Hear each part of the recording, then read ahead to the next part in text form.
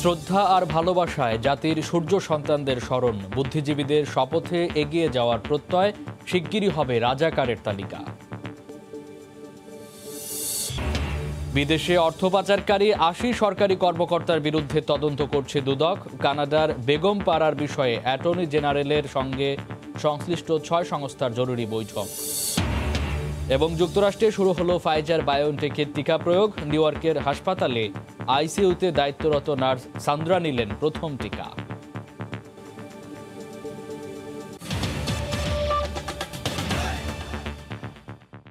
দেখছিলেন শিরোনাম, প্রবাসের সময়ের সঙ্গে আছি আমি মামুন আবদুল্লাহ। পাকিস্তানি বাহিনীর নীল নকশায় ১৯৭১ সালে ১৪ ডিসেম্বর নিভিয়ে দেওয়া হয় বাঙালির মেধার আলো। সেদিন শহীদ হওয়ায় জাতির সূর্য সন্তানদের শ্রদ্ধা জানিয়েছেন রাষ্ট্রপতি ও প্রধানমন্ত্রী। সোমবার সকালে মিরপুর বুদ্ধিজীবী স্মৃতিসৌধে রাষ্ট্রপ্রধান ও সরকার প্রধানের পক্ষে ফুল দিয়ে শ্রদ্ধা জানান তাদের সামরিক সচিব। এ সময় বুদ্ধিজীবী হত্যার বিচার প্রশ্নে মুক্তিযুদ্ধ বিষয়ক মন্ত্রী জানান, শিগগিরই হবে রাজাকারের তালিকা।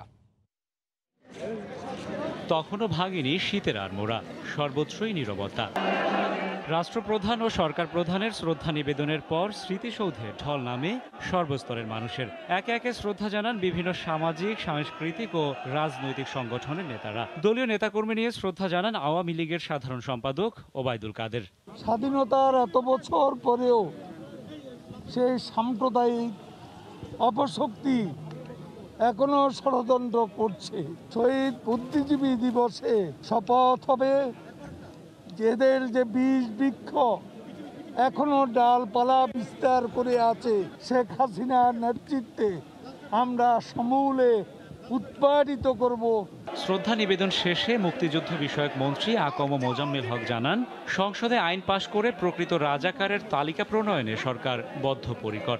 আগামী সংসদেই ইনশাল্লাহ সেটা যদি মহান পার্লামেন্ট অনুমোদন করে আইনটাকে পাশ করে, তাহলে আইনগত ভিত্তি দিয়েই আমরা রাজাকারদের তালিকা প্রকাশ করব।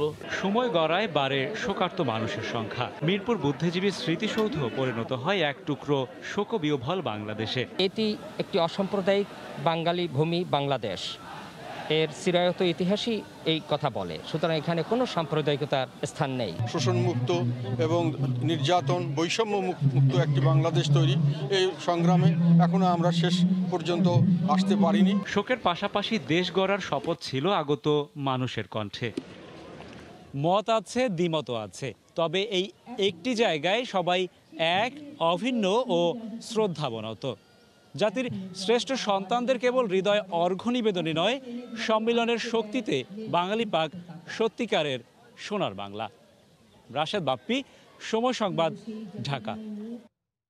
শহীদ বুদ্ধিজীবী দিবসে সাধারণ মানুষের ঢল নামে রায়ের বাজার ও মিরপুর বৌদ্ধভূমিতে। মহামারীর ক্রান্তিকালেও শ্রেষ্ঠ সন্তানদের স্মরণ করতে ভোলেনি বাঙালি জাতি। বুদ্ধিজীবীদের শপথে এগিয়ে যাওয়ার প্রত্যয় তাদের। বিএনপি মহাসচিব মির্জা ফখরুল ইসলাম আলমগীর বলেছেন, শহীদ বুদ্ধিজীবীরা মুক্ত চিন্তার বাংলাদেশ নির্মাণ করতে চেয়েছিলেন, কিন্তু আজও এই দেশে মুক্ত চিন্তা ও বাক স্বাধীনতাকে হত্যা করা হচ্ছে। মিরপুরে শহীদ বুদ্ধিজীবী স্মৃতিসৌধে ফুল দিয়ে শ্রদ্ধা নিবেদন শেষে তিনি এই মন্তব্য করেন। সোমবার সকালে 10টার দিকে মির্জা ফখরুল ইসলাম আলমগীরের নেতৃত্বে বিএনপি ও এর সহযোগী সংগঠনের নেতাকর্মীরা ফুল দিতে আসেন। শ্রদ্ধা নিবেদন শেষে তিনি সাংবাদিকদের বলেন, বেগম খালেদা জিয়া সহ সকল রাজবন্দীর মুক্তি দিতে হবে। দেশে গণতন্ত্র নেই দাবি করে মির্জা ফখরুল ইসলাম গণতন্ত্র ফিরিয়ে আনতে এই দিনে সবাইকে শপথ নেওয়ার আহ্বান জানান। এদিকে শোক ও ভালোবাসায় শহীদ বুদ্ধিজীবীদের স্মরণ করেছে ঢাকা বিশ্ববিদ্যালয় পরিবার। দিনভর নানা আয়োজনে শহীদদের প্রতি শ্রদ্ধা জ্ঞাপন করতেন বিশ্ববিদ্যালয়ের শিক্ষক, শিক্ষার্থী এবং বিভিন্ন সামাজিক রাজনৈতিক সংগঠন।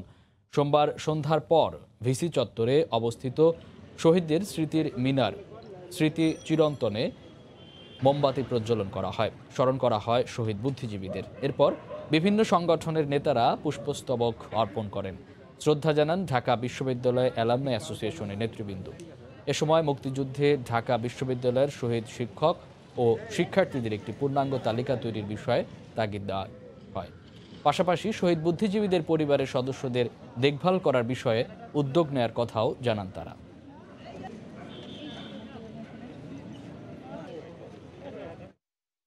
আমরা শুধু শহীদদের তালিকাও না, আমরা গত বছর আমরা ঘোষণা করেছিলাম যেসব ছাত্র শিক্ষক শহীদ হয়েছেন ঢাকা বিশ্ববিদ্যালয়ের, তাদের পরিবারের কি অবস্থা যদি আমরা অনুসন্ধান করতে পারি, সেই পরিবারের পাশে আমরা যদি দরকার হয় আমরা তাদের পাশে দাঁড়াবো।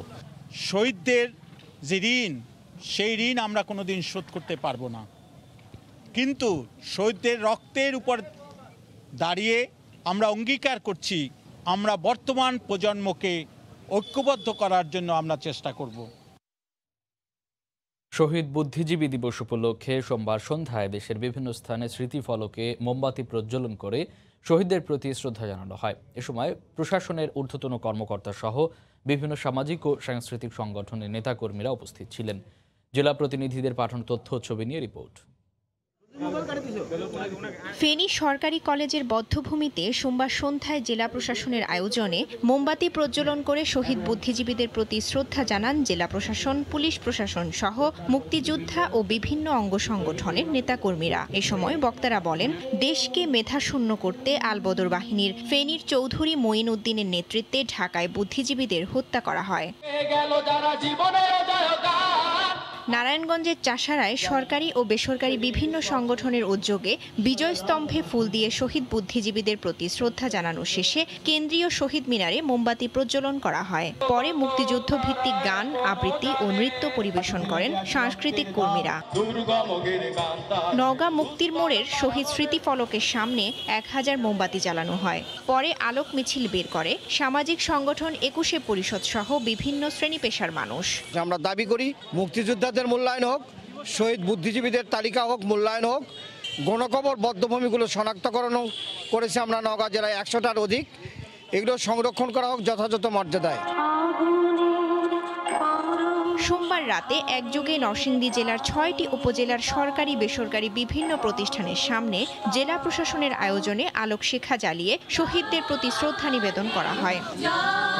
দিবসটি উপলক্ষে ঝিনাইদহেও মোমবাতি প্রজ্বলন করে আলোক মিছিল বের করা হয়। রাউজায়ে জাবিদ ঐশী, সময় সংবাদ। কক্সবাজার সৈকতে আঙুল উঁচিয়ে আছেন বালুতে গড়া বঙ্গবন্ধু।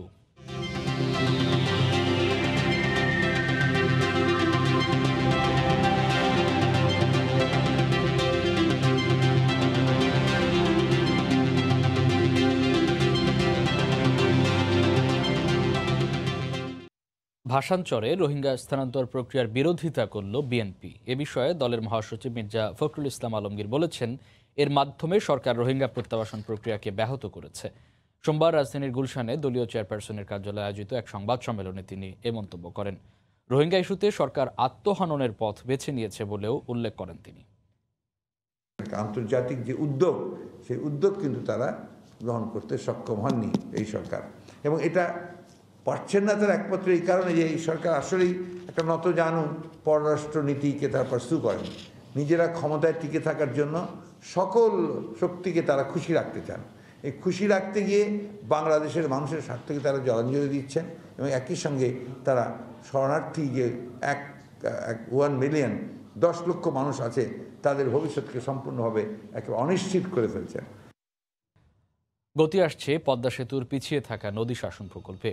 এর মধ্যে শেষ করা হয়েছে 77% কাজ। 14 কিলোমিটারের মধ্যে কাজ শেষ প্রায় 9.5 কিলোমিটারের। প্রকল্প কর্তৃপক্ষ জানিয়েছে, মূল সেতুর কাজের মেয়াদ বাড়ানো হলে একই সঙ্গে বাড়বে এই প্রকল্পেরও মেয়াদ। সাইফুল ইসলামের ছবিতে এহসান জুয়েলের রিপোর্ট। পাথরে বাঁধানো নদীর পাড়, জাজিরা প্রান্তে সেতুর সবশেষ পিলারটির দুই পাশে প্রায় 9 কিলোমিটার এলাকা বেঁধে ফেলা হয়েছে 165 কেজি ওজনের বড় বড় পাথরের ব্লক দিয়ে। পদ্মা সেতুর নদী শাসন প্রকল্পের কাজ এটি। নদীর দুই পারে মোট 14 কিলোমিটার এলাকা জুড়ে চলছে এই কাজ। কাজের শুরুতে নদীর তলদেশে 25 মিটার গভীর পর্যন্ত কেটে ফেলা হয়। এরপর সে অংশে 5টি স্তরে ফেলা হয় 800 কেজির বালির বস্তা।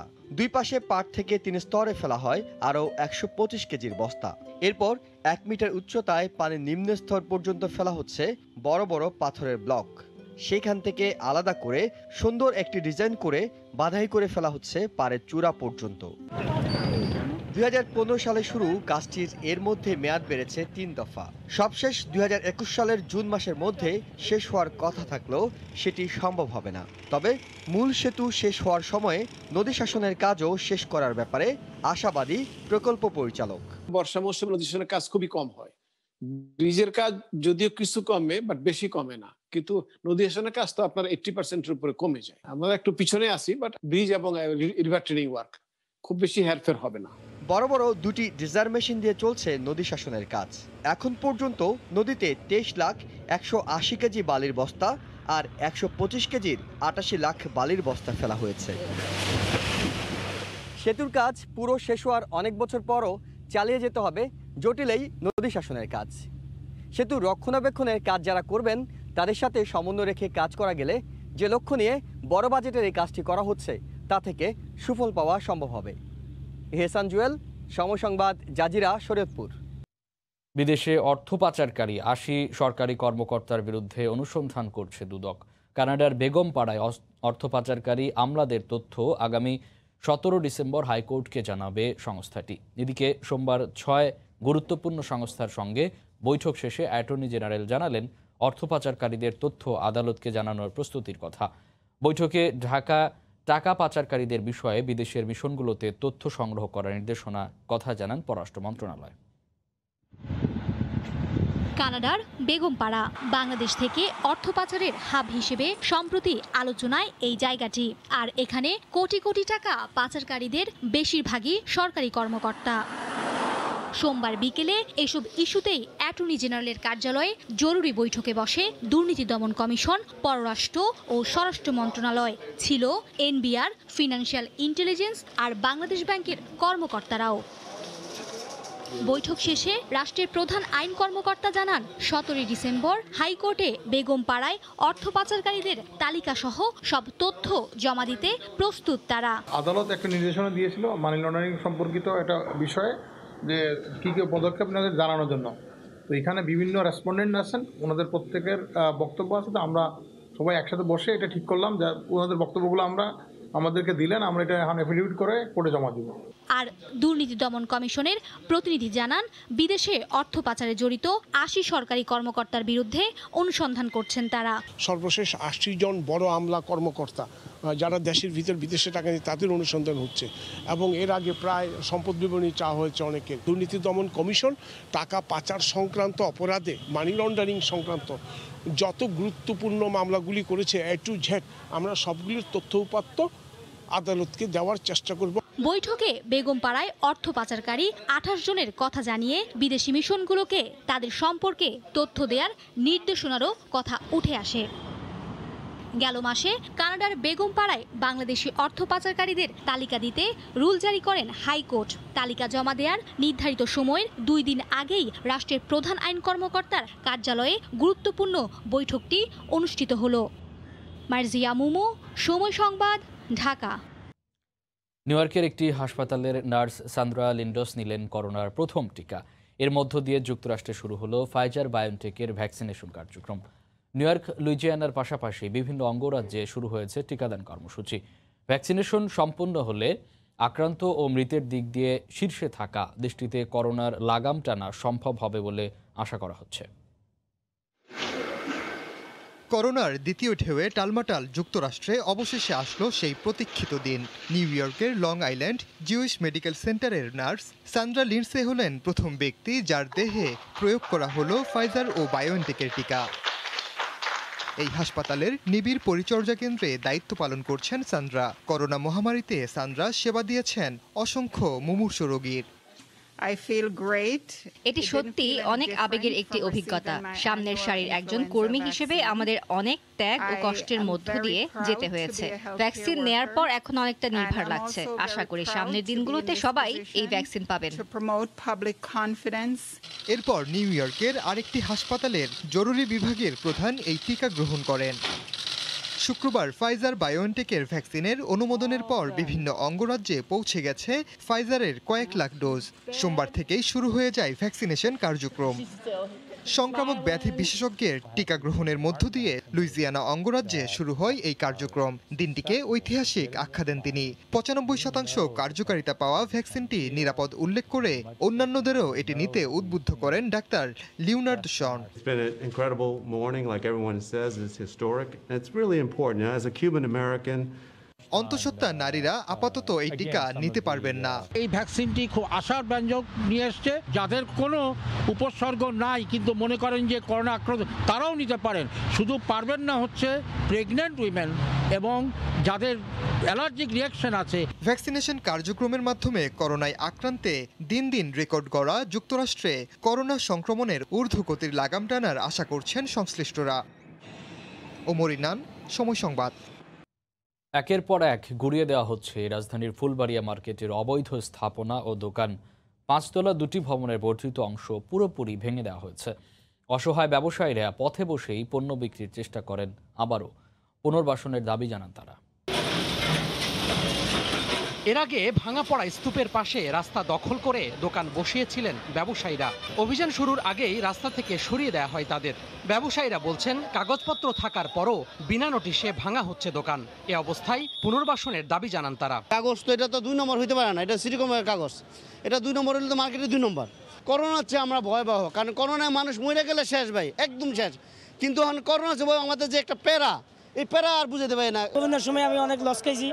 এখন তো শীতের সিজনটা মোটামুটি বেচা কিনি পড়লে হলে আমার মোটামুটি লসটা কাপসা হয়ে যায়, কিন্তু হলো না। এখন তো আমি রাস্তায় বসেছি। তালা মারছে, তালা মেয়েরা জিম্মি করে তারপরে টাকাগুলো নিচ্ছে। তালা না, যদি টাকা না দেওয়া হয় দোকান অন্য জায়গায় বিক্রি করে দিবে।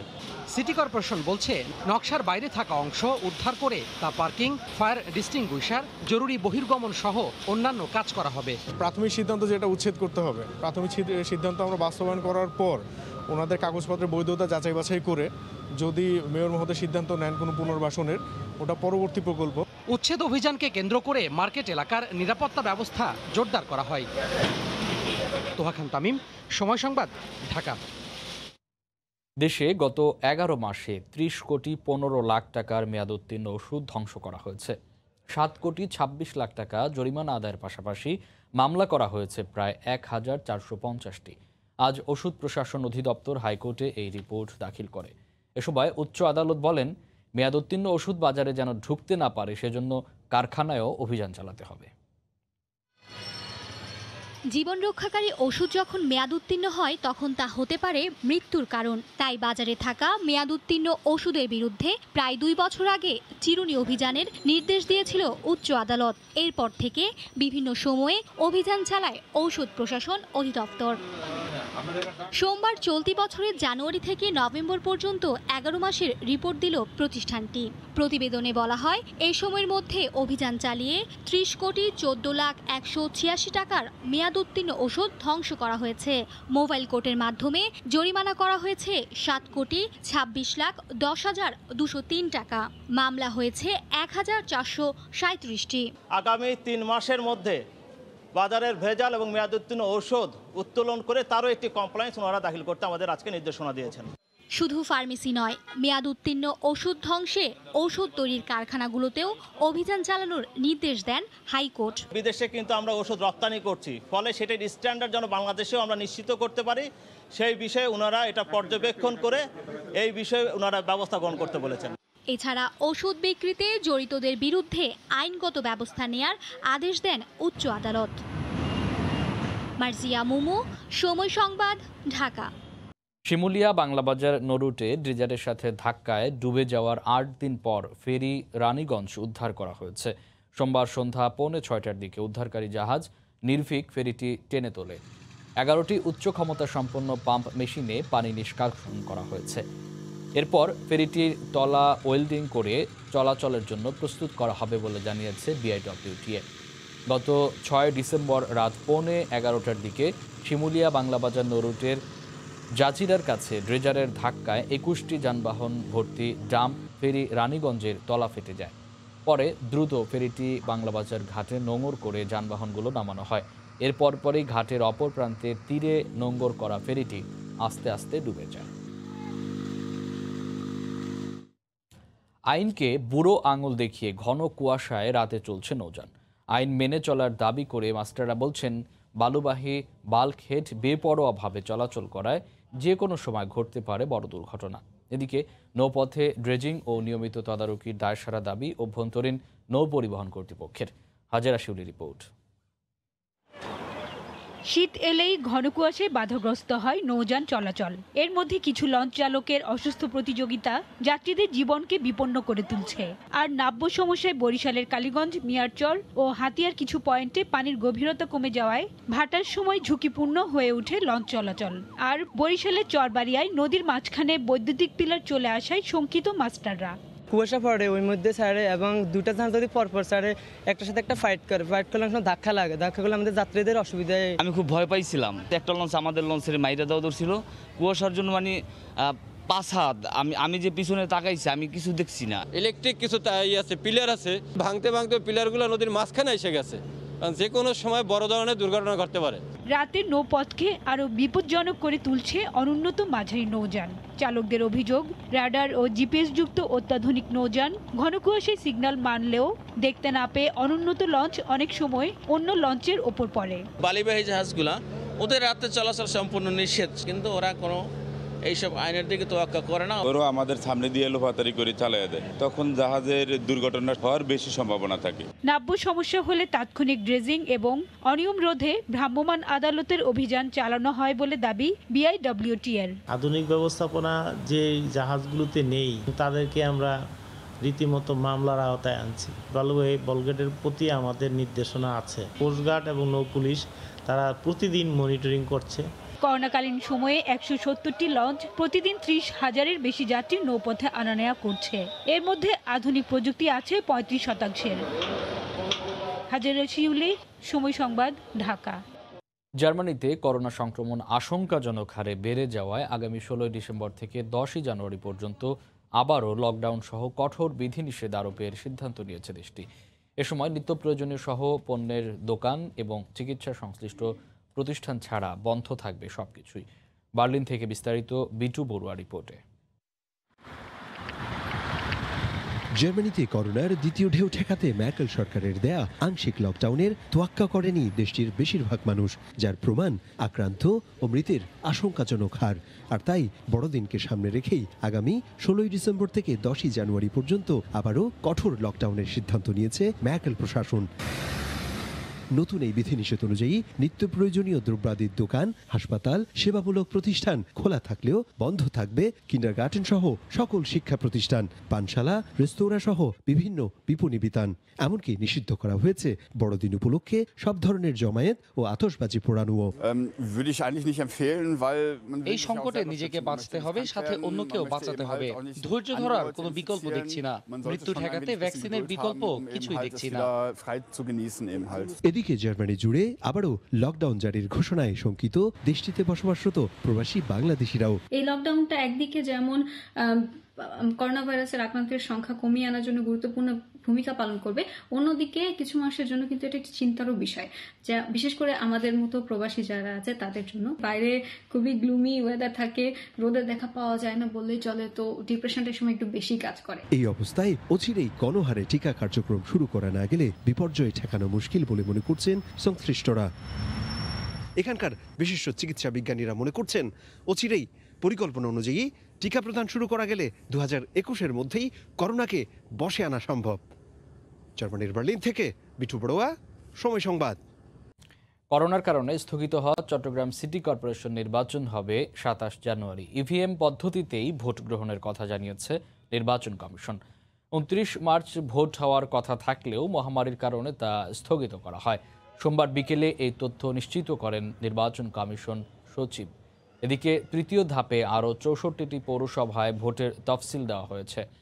তফসিল অনুযায়ী মনোনয়নপত্র দাখিলের শেষ তারিখ 31 ডিসেম্বর, বাছাই 3রা জানুয়ারি, প্রার্থিতা প্রত্যাহার 10 জানুয়ারি আর ভোট গ্রহণ 30 জানুয়ারি। এই ধাপে পুরো নির্বাচনই হবে ব্যালটে।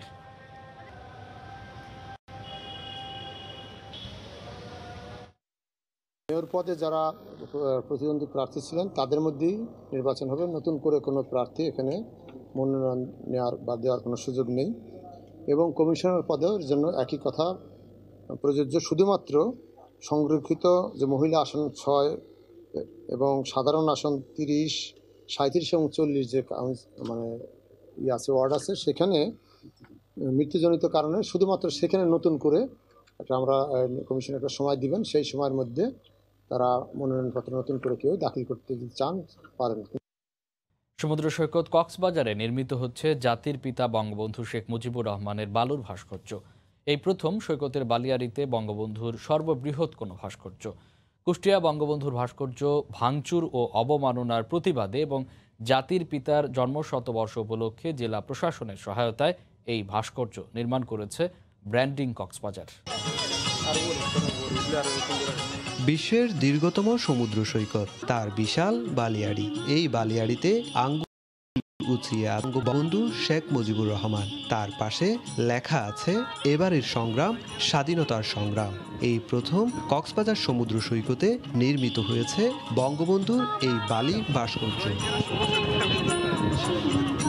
সৈকতের লাবণী পয়েন্টে দিনরাত এক করে বঙ্গবন্ধুর ভাস্কর্য নির্মাণে কাজ করছেন ঢাকা বিশ্ববিদ্যালয়ের চারুকলা ইনস্টিটিউটের 10 জন শিক্ষার্থী, যা বিশ্বের প্রথম ও সর্ববৃহৎ বঙ্গবন্ধুর বালি ভাস্কর্য। ভাস্কর্যটা করা হয়েছে, এটা আসলে ভাস্কর্যটাও দেখতে পারবে, তাদের মনে অন্যরকম একটা শক্তি যোগাবে, যেটা দেখে আমরা পর্যটকরা খুবই খুশি হচ্ছে। বঙ্গবন্ধুর ভাস্কর্য অপসারণের দৃষ্টান্ত আর কেউ যাতে না দেখায়, তার প্রতিবাদে এই ভাস্কর্য নির্মাণ করা হয়েছে বলে জানালেন আয়োজকরা। ধর্মান্ধ এবং উগ্রবাদীদেরকে একটি বার্তা পৌঁছে দিতে চাই, তারা যেন আর বঙ্গবন্ধুর ভাস্কর্য গুড়িয়ে দেওয়ার কিংবা এটা অপসারণের মতো মানে দৃষ্টান্ত আর না দেখায়। সোমবার বিকেলে ভাস্কর্য নির্মাণ কাজে অগ্রগতি পরিদর্শন করে জেলা প্রশাসক জানালেন, বঙ্গবন্ধুর ভাস্কর্য ভাঙচুরের প্রতিবাদে অভিনব উদ্যোগ এটি। প্রতিবাদ জানাতে চাই যে আমাদের জাতির পিতার ভাস্কর্য বাংলাদেশে থাকবে, আমাদের জাতির পিতার অস্তিত্ব পৃথিবী যতদিন আছে ততদিন থাকবে। প্রায় 8 লাখ টাকা ব্যয়ে বঙ্গবন্ধুর এই বালি ভাস্কর্য নির্মাণ করছে ব্র্যান্ডিং কক্সবাজার। আগামী 16 ডিসেম্বর মানববন্ধন পালনের মধ্য দিয়ে দর্শনার্থীদের জন্য ভাস্কর্য দুটি উন্মুক্ত করা হবে। সুজাউদ্দিন রুবেল, সময় সংবাদ, কক্সবাজার। শ্রদ্ধা আর ভালোবাসায় জাতির সূর্য সন্তানদের স্মরণ, বুদ্ধিজীবীদের শপথে এগিয়ে যাওয়ার প্রত্যয়। শিগগিরই হবে রাজাকারের তালিকা। এবং যুক্তরাষ্ট্রে শুরু হলো ফাইজার বায়োএনটেকের টিকা প্রয়োগ। নিউ ইয়র্কের হাসপাতালে আইসিইউতে দায়িত্বরত নার্স সান্দ্রা নিলেন প্রথম টিকা। এই ছিল প্রবাসের সময়। সঙ্গে থাকুন সময়।